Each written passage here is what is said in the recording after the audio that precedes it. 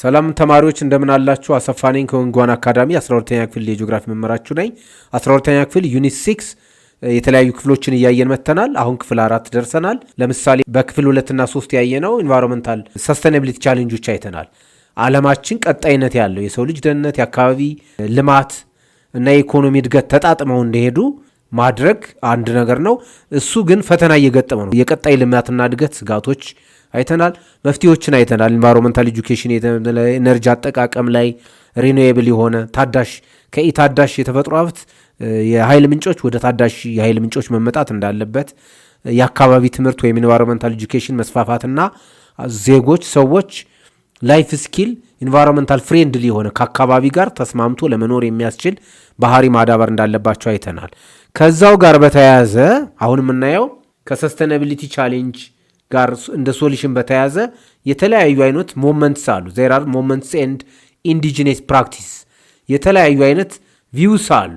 ቪውስ ስታንድስ ማለት እንችላለን። አቋሞች ዓለም ላይ ያሉ ሳይንቲስቶች፣ ዓለም ላይ ያሉ አስተማሪዎች፣ ዓለም ላይ ያሉ ሰዎች፣ ዜጎች በሙሉ የተለያዩ አይነት ሞመንቶች አሉ። እንዲሁም ሀገር በቀል እውቀት ኢንዲጂነስ ፕራክቲስ ማለት ሀገር በቀል እውቀቶች አሉ። በቅድሚያ ሞመንቶቹን ስናይ ምን ማለት ነው? ኢንቫይሮንመንታል ሞመንት ሶሻል ኔትወርክስ ናቸው። ሶሻል ኔትወርክስ ኦፍ ኢንዲቪጁዋልስ ኤንድ ግሩፕስ የተለያዩ ሰዎች አክሮስ ዘ ወርልድ በዓለም ላይ ያሉ አክቲንግ ቱ ቼንጅ ኢንቫይሮንመንታል ፖሊሲስ የአካባቢ ፖሊሲን ሰስቴናቢሊቲ ቻሌንጅን ለመቋቋም የሚያስችል የአካባቢ ደህንነት ፖሊሲ ምን መምሰል እንዳለበት፣ የሰው ልጅ ምን ማድረግ እንዳለበት የሚሰባሰቡ አካላት ናቸው ሞመንትስ። እና ታይፓቸው በሶስት ከፍልን ማየት እንችላለን። የመጀመሪያው ላይት ግሪን፣ ዳርክ ግሪን ኤንድ ብራይት ግሪንስ ናቸው።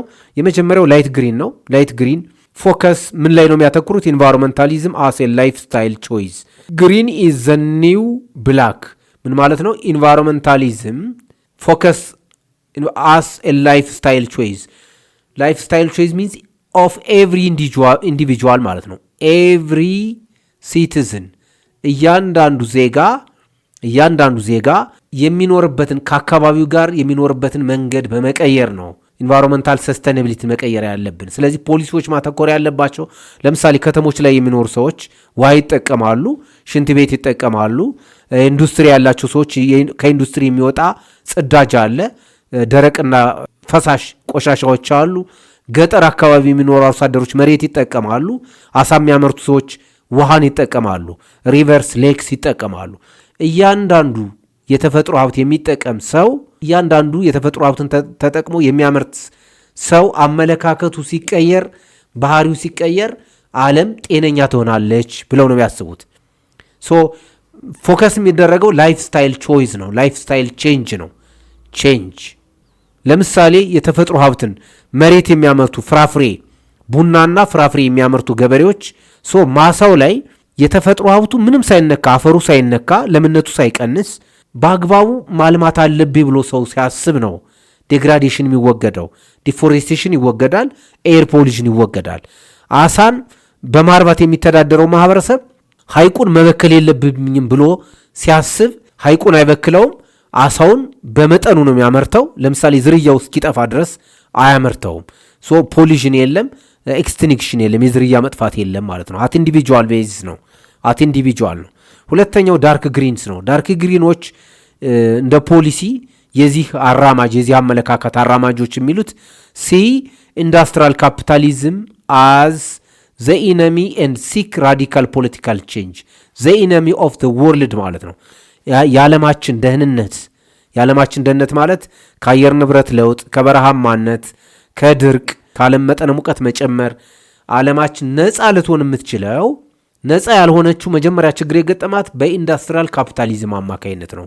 ካፒታሊስት ኢኮኖሚው ነው ማለት ነው። ይሄ ካፒታሊስት ኢኮኖሚ ከፍተኛ የሆነ የኃይል ምንጭ ይጠቀማል። ካፒታሉን የያዙ ጥቂት የህብረተሰብ ክፍሎች ናቸው ወይም ካፒታሊስቶች ናቸው።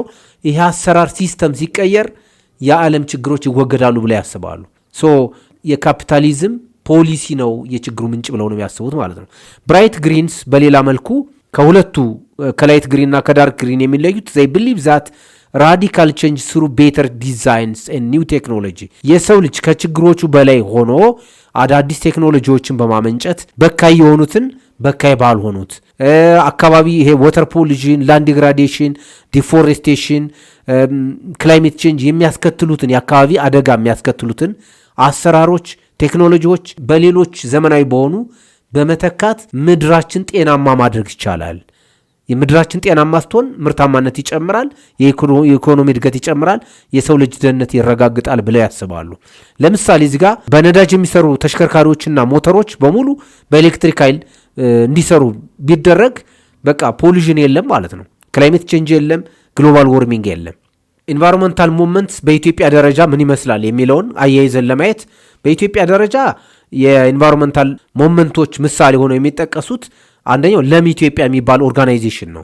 ለም ኢትዮጵያ ፋውንድድ በ1992 እንደ ፈረንጆቹ አቆጣጠር የተቋቋመ ነው። ቱ ፕሮሞት ዓላማው ሰስተኔብል ዴቨሎፕመንት ቀጣይነት ያለው ልማት በኢትዮጵያ እንዲኖር ኤንድ ናቹራል ሪሶርስ ማኔጅመንት የተፈጥሮ ሀብት ጥበቃና ቀጣይነት ያለው ልማት በሀገራችን በኢትዮጵያ እንዲረጋገጥ አልሞ የሚሰራ በ1992 የተቋቋመ ነው። የሚያተኩረው ሪሶርስ ማኔጅመንት ላይ ነው። ፎሬስት ማኔጅመንት ላይ ኢትዮጵያ ውስጥ ፓርኮች እንዲከለሉ፣ የደን ሀብቶች ጥበቃ እንዲደረግላቸው በመንግስት በኩል በተፈጥሮ ሀብት ጥበቃ በኩል ገበሬዎች በአግባቡ የተፈጥሮ ሀብቱን ጠብቀው እንዲያመርቱ ማድረግ ላይ ነው የሚያተኩረው። ሁለተኛው ግሪን ሌጋሲ ነው፣ የአረንጓዴ ሌጋሲ የአረንጓዴ ልማት መርሃ ግብር የሚባለው ወይም ዘመቻ ነው። አን ኢኒሽቲቭ ሌድ ባይ ፕራይም ሚኒስተር አብይ አህመድ የአሁኑ ጠቅላይ ሚኒስተራችን ወደ ስልጣን ከመጡ በኋላ አገሪቱ ዲዛይን ያደረገችው ፖሊሲ ነው። ግሪን ሌጋሲ የአረንጓዴ ልማት ሌጋሲ ፕላንቲንግ 3 ቢሊየንስ ኦፍ ሲድሊንግስ ሚንስ በቢሊየን የሚቆጠሩ በየዓመቱ ችግኞች እየተተከሉ ነው። ቱ ትሪገር ብሮድ ቤዝድ ሙቭመንት በሁሉም የሀገራችን ክፍሎች በሁሉም ከተሞች በትግራይ ክልል፣ በአማራ ክልል፣ በደቡብ ክልል፣ በኦሮሚያ፣ በቤንሻንጉል፣ በምዕራብ ኢትዮጵያ በሁሉም ክፍሎች በተለይ ክረምት ወቅት ሰኔ፣ ሐምሌ፣ ነሐሴ አሁን ከዝናብ ወቅት ከበልግ ጀምሮ በቢሊየን የሚቆጠሩ ችግኞች እንዲተከሉ ይደረጋል በመንግስት ደረጃ። ይሄ ምን ይባላል? በዓለም አቀፍ ደረጃ ይታወቃል። ተማሪዎች ግሪን ሌጋሲ ነው። ይሄ ኢንቫይሮንመንታል ሙቭመንት አንዱ አካል ነው ማለት ነው። ሶስተኛው ኖቴብል ፊገርስ ከዚህ ጋር በግለሰብ ደረጃ ሲደራጁና ሲንቀሳቀሱ የቆዩ አካላት አሉ። ግሬት ታንደር ግሎባል ለምሳሌ ስለሺ ደምሴ፣ ጋሻ በራ ሞላ የሚባሉ በሚዲያ ሰምታችሁ የምታውቁ ከሆነ ውጭ ሀገር የነበሩ ግለሰብ ናቸው። መጥተው ኢትዮጵያ ውስጥ በተለይ ከተሞች አካባቢ የከተሞች ቆሻሻዎች፣ የደረቅ ቆሻሻ፣ ፈሳሽ ቆሻሻ ከተሞችን ማቆሸሽ እንደሌለበት ወጣቶችን በማደራጀት ከመንግስትና መንግስታዊ ካልሆኑ ድርጅቶች ጋር በመሆን በከተሞች ውስጥ የሚያልፉ ወንዞች እንዳይበከሉ ይልቁንም በአረንጓዴና በልምላሜ እንዲታጀቡ በማድረግ ሲሰራ የቆየ ድርጅት ነው። ኢትዮጵያ ዌስት ኮንትሮል በዋናነት በከተሞች አካባቢ ያለ ደረቅና ፈሳሽ ቆሻሻ መከላከል፣ ጽዳት ላይ የሚያተኩር ነው። ስለዚህ ተማሪዎች በሀገራችንም እንቅስቃሴዎቹ አሉ ማለት ነው። የኢንቫይሮንመንታል የአካባቢ ደህንነትን በማረጋገጥ ቀጣይነት ያለው ልማትን ለማረጋገጥ የሚያስችሉ እንቅስቃሴዎችና ጅምሮች ናቸው እነዚህ። ሁለተኛው ነጥባችን በመነሻችን ያየነው ኢንዲጂነስ ኖሌጂ ነው። ኢንዲጂነስ IKS ልንለው እንችላለን።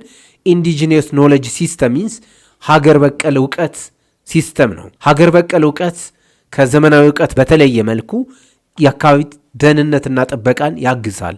አካባቢ ደህንነትና ጥበቃ ተረጋገጠ ማለት ኢንቫይሮንመንታል ፕሮቴክሽን ነው።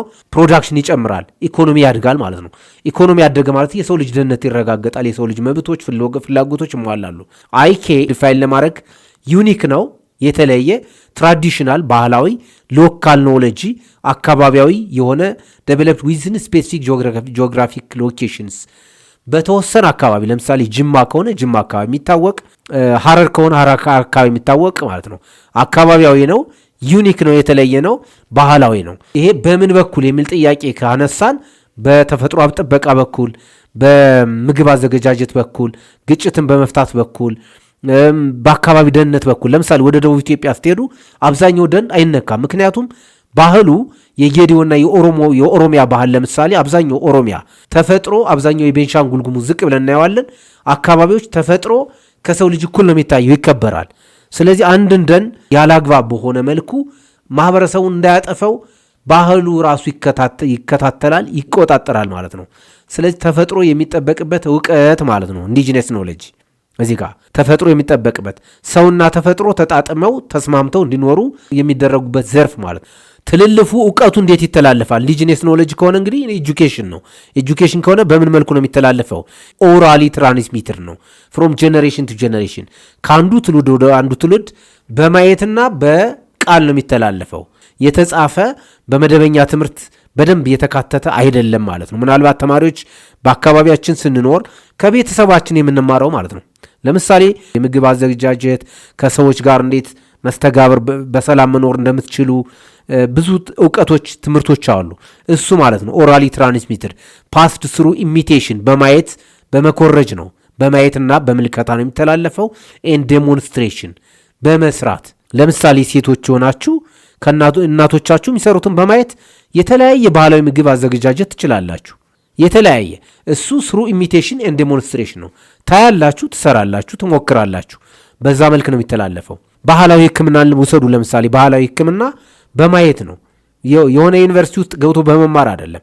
ከማህበረሰቡ ከአዋቂዎቹ በማየት በመመልከት በማዳመጥ ነው የሚሆነው። ተፈጥሮ ባህሪው ስናየው የኢንዲጂነስ ኖሌጅ ባህሪ ኢትስ ፋንክሽናል ሸርድ ነው። አስ ፒፕል ሳይንስ ነው። ኮሚኒቲው አንዱ ማህበረሰብ በጋራ የሚጋራው ነው። ለምሳሌ ኮንሶዎችን ብንወስድ ከአርባ ምንጭ 200-300 ኪሎ ሜትር ወደ ኬንያ አቅጣጫ ወደ ደቡብ አቅጣጫ ብትሄዱ የኮንሶ ማህበረሰብ እናገኛለን። ደቡብ ኢትዮጵያ ውስጥ ተማሪዎች የኮንሶ ማህበረሰብ እንደ ስምምነት እንደ ባህል አፈር መሸርሸር አይችልም። ባህላዊ በሆነ መንገድ በድራይ ስቶን ተሬስድ ያደርጉታል። አካባቢውን እርከን ሳይሰራ ማንም ሰው አያርስም። የሰብሉ ቅሬታ አካል ለምሳሌ አገደው ምንም አይባክንም፣ አያቃጥሉትም። ወደ አፈሩ እንዲቀላቀልና ብዝባሽ ወይም በባዮሎጂ ታውቁታላችሁ ኮምፖስት እንዲሰራ ነው የሚያደርጉት። ኤንድ ኮንስታንትሊ ሪንፎርስድ ባይ ትሪያል ኤንድ ኤረር፣ በሙከራ በመስራት ሼር በማድረግ ከማህበረሰቡ በመጋራት የሚተላለፍ ነው ባህሪው። ይሄን ያህል ካነሳን ስለ ሀገር በቀል እውቀት ወይም ኢንዲጂነስ ኖሌጅ ኢትዮጵያን ሃይላንድ ኢንዲጂነስ ፕራክቲስ በኢትዮጵያ በተለይ በአብዛኛው ደጋማ አካባቢዎች የሚተገበሩ በየባህሉ የሚተገበሩ የመጀመሪያው ሜጫ ኦሮሞ ነው። ሜጫ ኦሮሞ ማለት ወደ ምዕራብ ኢትዮጵያ ጅማ አካባቢ፣ ምዕራብ ወለጋ፣ ምስራቅ ወለጋ፣ በከፊል ምዕራብ ሸዋ አካባቢ ያለው የኦሮሞ ማህበረሰብ አብዛኛው ኦሮሚያ ክፍል ማለት ትችላላችሁ። ዘ ዩዝ ፎልክ ሄዲንግ ኖሌጅ፣ ፎልክ ማለት ከትውልድ ወደ ትውልድ እየተላለፈ ከአባቶች ወደ ልጆች እየተላለፈ የመጣ ነው። ይሄ ምንድነው? ቱ ፕሮቴክት ፋሚሊ፣ ቤተሰብን የመጠበቅ ላይቭ ስቶክ ሄልዝ፣ የእንስሳትን ጤና የመጠበቅ። የእንስሳትን ጤና የግብርና ባለሙያ አሳይቷቸው አይደለም። በባህሉ ማህበረሰቡ የእንስሳትን በሽታ የሚከላከልበት እውቀት አለው። ዛት ኢንዲጂነስ ኖሌጅ። ሌላ ካቲንግ ትሪስ፣ ዛፍ ሲቆረጥ በምን መልኩ መሆን እንዳለበት ካልቸራል ኖርም ቫዮሌሽን ነው። በዘፈቀደ አንድን ደን ማቃጠል፣ በሰደድ እሳት ማቃጠል፣ መንጥሮ ለእርሻ ቦታ ማድረግ በዚህ ማህበረሰብ ዘንድ በዚህ ባህል ዘንድ ካልቸራል ኖርም ቫዮሌሽን፣ ኖርሙ ባህላዊ ህጉ አይፈቅድም ማለት ነው። ቡና መትከል፣ ፍራፍሬ ማልማት፣ በአግባቡ ሰብሎችን ማልማት ነው እንጂ የሚቻለው እንደተፈለገ ተፈጥሮውን ማውደም በዚህ ማህበረሰብ ዘንድ ስለሚከለከል ይሄ እውቀት ከየት መጣ ስንል ከባህሉ ነው የመጣው። ሶ ኢት ኢዝ አን ኤግዛምፕል ኦፍ ኢንዲጂነስ ፕራክቲስ። ሌላው ሁለተኛው ኮንሶ ነው። ይሄኛው አንደኛው ነው። ሁለተኛው ምሳሌያችን ኢትዮጵያ ውስጥ ከ70-80 በላይ ብሔር ብሔረሰብ ስላለ ብዙ ምሳሌ ይኖረናል። ተማሪዎች እዚህ ጋር የተወሰኑትን ነው የምንጠቅሰው።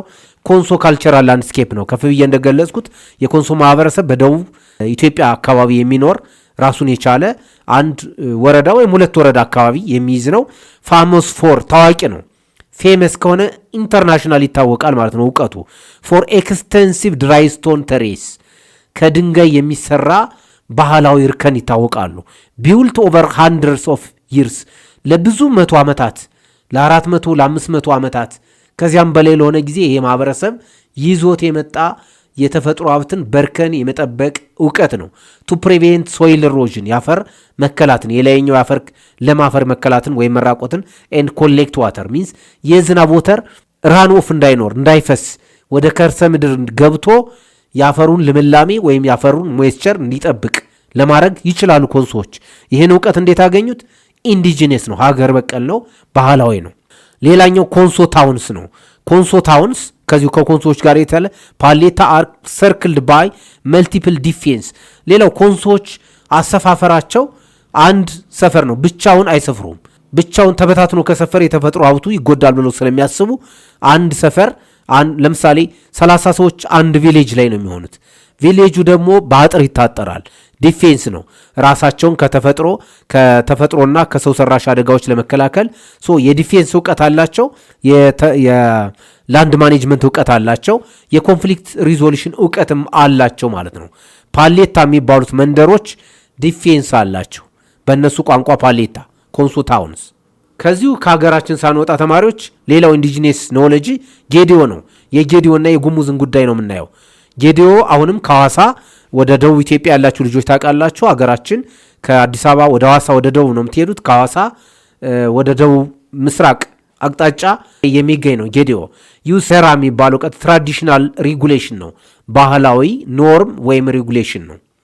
ያልተጻፈ መንግስት የማይነግራችሁ በየአካባቢ በየምንኖርበት ባህል አለ። ለምሳሌ አረጋውያን ሽማግሌዎችን ማክበር፣ ህፃናትን መንከባከብ፣ ምን ፖሊስ ሳይነግረን እኛ ከማህበረሰቡ ነው የምናውቀው።